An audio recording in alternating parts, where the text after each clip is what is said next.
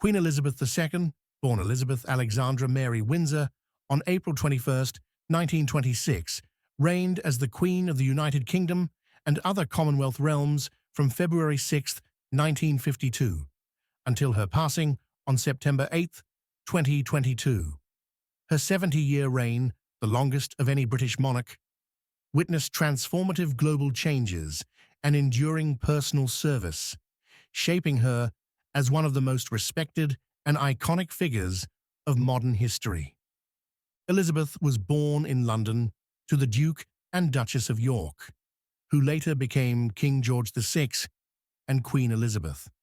As the first child of Prince Albert, Duke of York, she was not initially expected to become queen.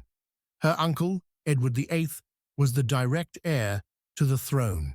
However, in a dramatic turn of events, Edward abdicated in 1936 to marry Wallis Simpson, an American divorcee, which placed Elizabeth's father on the throne as King George VI and thrust Elizabeth into the line of succession. Elizabeth's upbringing was relatively sheltered, largely centered around family and private tutors. Her childhood, however, was disrupted by World War II, which brought hardship and duty to the royal family. During the Blitz, the young princess and her sister Margaret were temporarily relocated to Windsor Castle for safety. Determined to contribute, she later joined the Auxiliary Territorial Service, where she trained as a driver and mechanic, an experience that instilled her strong sense of duty and public service. This wartime role marked Elizabeth as a pragmatic, hands-on leader from a young age. Elizabeth married Philip Mountbatten, a distant cousin and former Prince of Greece and Denmark, in 1947.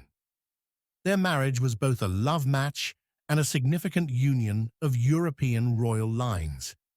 Just a few years later, while on an international tour in Kenya, Elizabeth received news of her father's death in February 1952. Suddenly, at just 25, she ascended the throne as Queen Elizabeth II. The young queen faced a host of immediate challenges. Post-war Britain was grappling with economic difficulties, decolonization was on the horizon, and Britain's role on the world stage was shifting.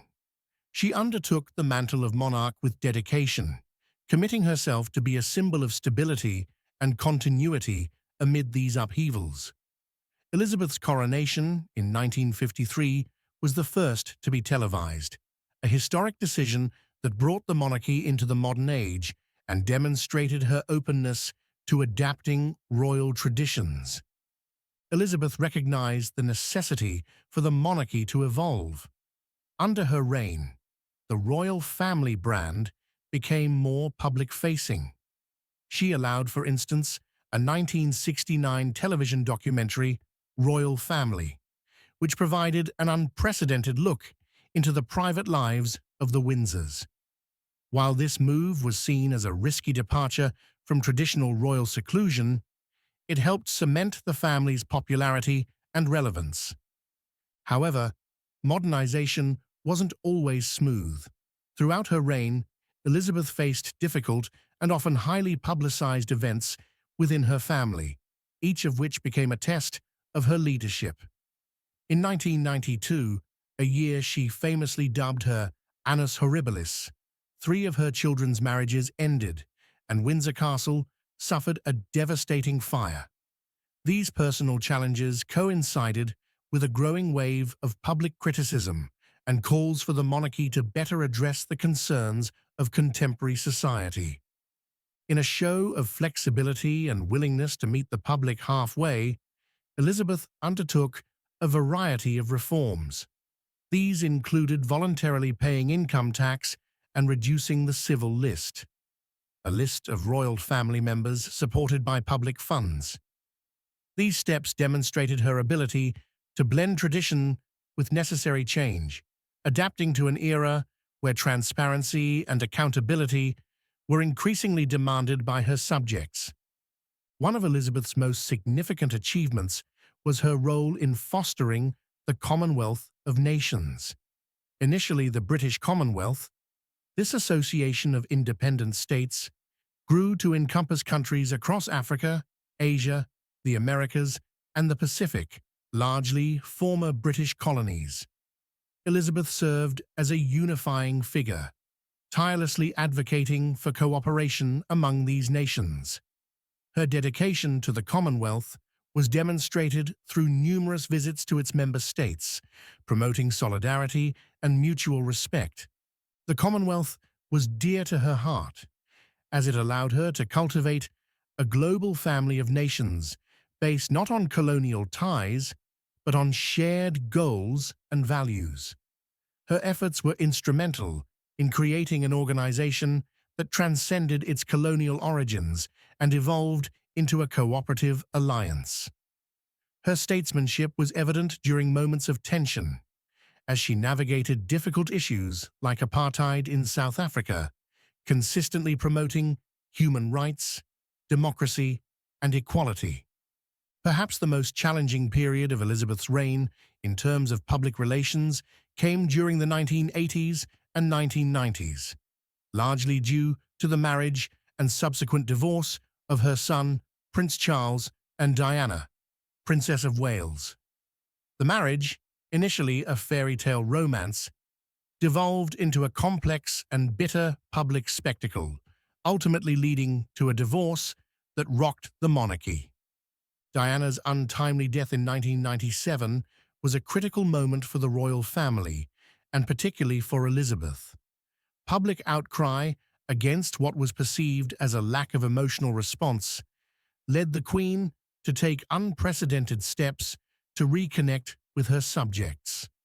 Her live broadcast expressing sympathy for Diana's family and admiration for the late princess marked a shift in her approach.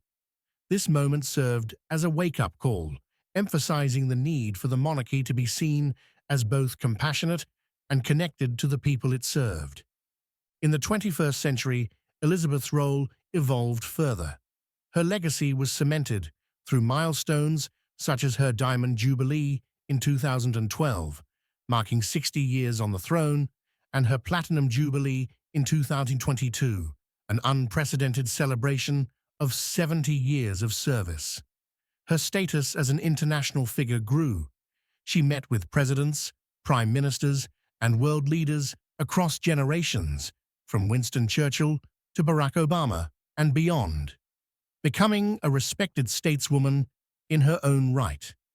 In her later years, she continued to serve as the nation's comforting figurehead through crises, from the Brexit vote to the COVID-19 pandemic, when her televised address brought hope and reassurance to millions of Britons. Her message of unity, "We will meet again," echoed the spirit of resilience that defined her wartime generation. Queen Elizabeth's passing on September 8, 2022, marked the end of an era. The world mourned, with leaders and citizens alike paying tribute to her extraordinary life of service. Her personal legacy is one of steadfast dedication, humility, and a profound sense of duty. She guided the monarchy through decades of change with dignity, maintaining a delicate balance between tradition and adaptation, making the institution relevant in an ever-changing world.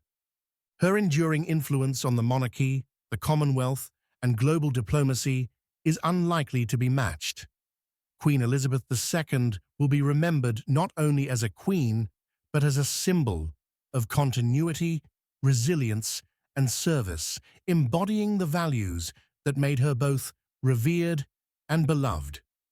Her legacy will undoubtedly continue to shape the monarchy and inspire future generations, ensuring that her impact is felt for years to come. Thank you for listening to History Videos 101. Don't forget to subscribe and follow us for more fascinating content.